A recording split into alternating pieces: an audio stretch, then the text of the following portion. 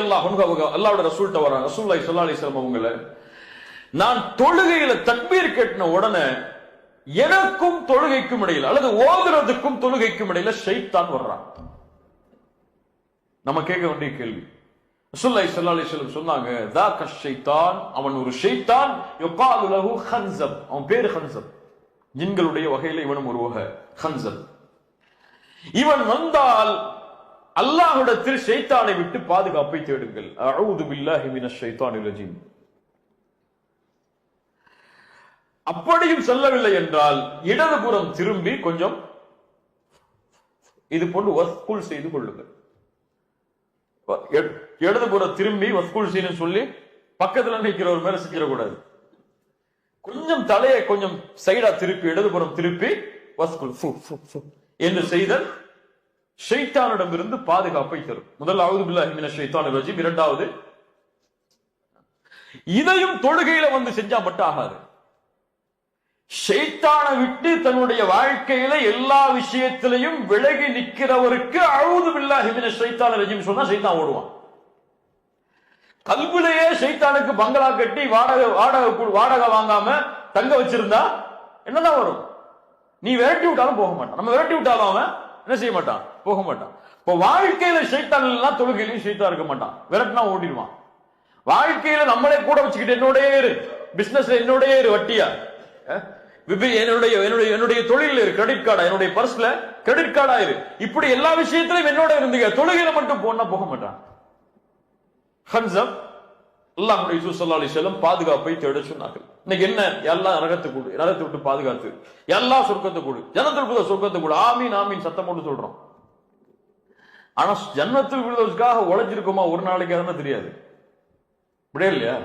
அல்லாஹ் முஃமின்களுடைய தன்மையை சொல்லிட்டே வர்றான். முஃமின்கள் இறையச்சத்தோடு தொழுவார்கள், வாக்குறுதிகளை பாதுகாப்பார்கள், ஜக்காத்தை கொடுப்பார்கள், கற்பை பாதுகாப்பார்கள், அமானிதங்களை பாதுகாப்பார்கள், தொழுகையை பாதுகாப்பார்கள், வக்தை விட மாட்டார்கள். இதுதான் முஃமின்களுடைய தன்மை. இவர்கள் சொர்க்கத்துடைய வாரிசுதாரர்கள். இந்த சொர்க்கம் ஜன்னத்துல் ஃபிர்தௌஸ். ஜன்னத்துல் ஃபிர்தௌஸ் சொர்க்கத்தை அல்லாஹ் கொடுத்தா இன்னைக்கு ஆமீன் சொல்றதுக்கு பல பேர் இருக்காங்க. ஜன்னத்துல் ஃபிர்தௌஸ்க்காக இந்த தன்மையெல்லாம் செஞ்சு உழைச்சமான்னு சொன்னா கிடையாது. அப்படியே இல்லையா? நமக்கு என்ன இன்னைக்கு ஆட்டோமேட்டிக்கா இன்னைக்கு மூத்தானா கூட ஜன்னத்துல் ஃபிர்தௌஸ் போயிடும் நம்பிட்டு இருக்கோம். நம்ம எல்லாம் இன்னைக்கு மூத்தானா சொர்க்கம் பாருக்கு இல்ல, மாஷா அல்லாஹ், அல்லாஹ் பாதுகாத்தவர்களை தவிர. ஆனா ஒவ்வொரு நாளும் தூங்கும் போது கேட்க வேண்டியது கேள்வி என்ன? இன்னைக்கு என்ன செஞ்ச நீ சொர்க்கத்தை அடைகிறதுக்கு? கரெக்டா தொழுதியா? கரெக்டா குஷுவோடு தொழுதியா? ஜக்காத்து கொடுத்தோமா? அமானிதங்களை பேணணுமா? பொறுமையா இருந்தோமா? வாக்குறுதிகளை பேணணுமா? இப்படி அல்லாஹ் கூறிய சொர்க்கவாதிகளுடைய தன்மையை செயல்பட்டுட்டு மூத்தாகும் போது அல்லது தூங்கும் போது நான் சொர்க்கத்துக்கு போக போறேன் இன்ஷா அல்லாஹ்ங்கிற எண்ணம் இருந்தா சரி. நான் என்ன இருக்குன்னு நம்ம ஜன்னத்துல் ஃபிர்தௌஸ் போகணும்னு நினைச்சிட்டு இருக்கோம். அல்லாஹ் ரப்புல் ஆலமீன் அமல் செஞ்சாதான் அந்த துவா அங்கீகரிக்கப்படும். துவாவை சும்மா கேட்கறதுனால துவா அங்கீகரிக்கப்படாது. யா அல்லாஹ் நரகத்தை விட்டு பாதுகாத்திரு, நரகத்துடைய கேவலத்தை விட்டு பாதுகாத்திருன்னு சொல்லும் போது, இமாம் சொல்லும் போது ஆமீன் சொன்னா மட்டும் துவா அங்கீகரிக்கப்படாது. அந்த அமலை விட்டு நாம் விலகி இருக்கணும். மூன்றாவது, தொழுகையை கவனத்தோடு தொழுவதற்கு உள்ள வழி நிம்மதியா தொழுவது.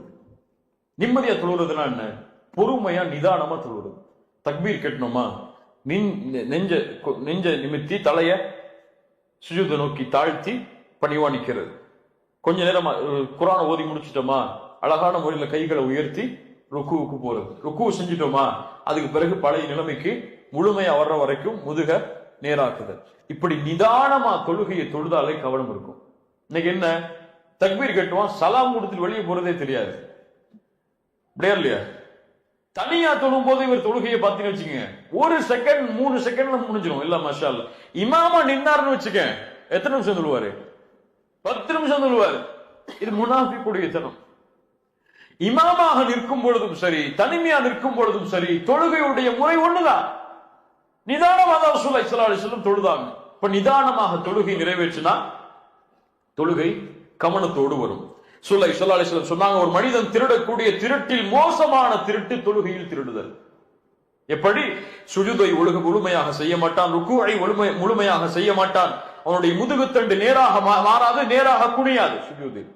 இவன் தொழுகையில் திருடுகிறான் என்று அல்லாஹ்வுடைய ரசூல் ஸல்லல்லாஹு அலைஹி வஸல்லம் சொன்னார்கள். ஒரு ரசூலுல்லாஹி ஸல்லல்லாஹு அலைஹி வஸல்லம் சஹாபி வந்தாங்க, தொழுதாங்க, நஃபிலான தொழுகை. ரசூலுல்லாஹ் சொன்னாங்க, இர்ஜி ஃபஸல்லி ஃபஇன்னக லம் துஸல்லி, திரும்பி போங்க, தொழுங்க, இன்னும் தொழலன்னாங்க. ரெண்டாவது முறை வந்தாரு, ரசூல தொழுதுட்ட, இர்ஜி ஃபஸல்லி ஃபஇன்னக லன் துஸல்லி, தொழல மீண்டும் தொழுங்கண்ணா. மூணாவது முறை, யா ரசூலுல்லாஹ் எனக்கு தொழ தெரியாது, தொழுகை கற்றுக் கொடுங்கண்ணா. ரசூலுல்லாஹ் சொன்னாங்க, சுஜூது செய்யுங்க, நிதானமா சுஜூது செய்யுங்கண்ணா. ருக்கு செய்யுங்க, நிதானமா ருக்கு செய்யுங்கண்ணா. இப்ப அந்த நிதானம் கவனத்தை ஏற்படுத்தும்.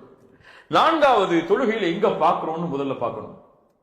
கியாமல நின்ன உடனே முதுக நேராக்கி பார்வை எதை நோக்கி வரணும்? சுஜூதுடைய இடங்கள்ல. சுஜூதுடைய இடங்கள்ல விழும் பொழுது கவனத்தை நீக்கக்கூடிய உருவப்படங்களோ அல்லது விஷயங்களோ இருந்தா அதை நீக்கிறணும்.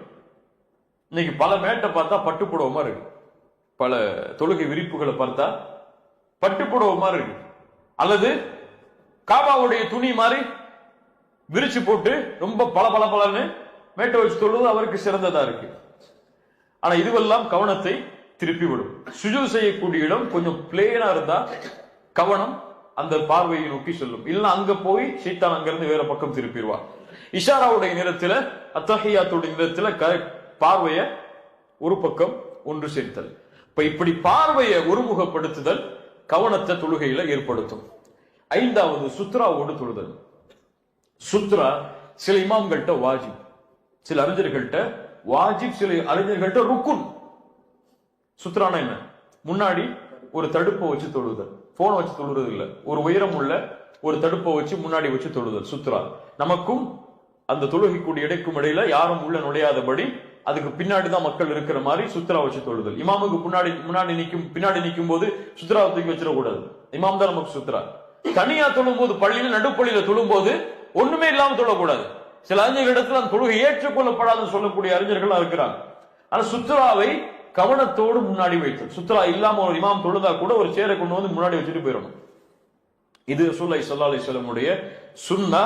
இதை செய்தால் தொழுகை கவனமா இருக்கும். நமக்கும் அந்த இடத்துக்கும் இடையில ஒரு தடுப்பு இருந்துச்சுன்னு சொன்னா அதை தாண்டி நம்முடைய பார்வை போகாது. இல்ல யாரு கிராஸ் பண்ணுவா, யாரு போவான்னு அந்த பார்வையிலே நம்முடைய பார்வை திரும்பிட்டு இருக்கும். ஆறாவது, ஹுஷூங்கிறது, முடிச்சிடலாம் 5 நிமிஷத்துல. ஹுஷூங்கிறது தொழுகைக்குள்ள ஆரம்பிக்கிறது இல்ல, வீட்டுல இருந்து கிளம்பும் போதே ஆரம்பிக்கணும்.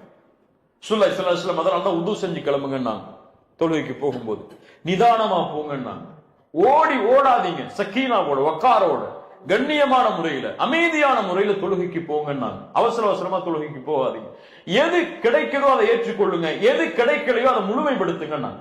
ஒரு ரக்காத் விட்டு போனா கூட ஓடி போய் சேராதீங்க. ஓடி போய் சேர்ந்தா ஃபுல் தொழுகையுமே என்ன ஆகும்? பரபரப்புல முடிஞ்சிடும். நிதானமா போய் என்ன ரக்காத்து கிடைக்குமோ அதை ஏற்றுக்கொண்டா போதும். ரசூலுல்லாஹி ஸல்லல்லாஹு அலைஹி வஸல்லம் சொன்னாங்க.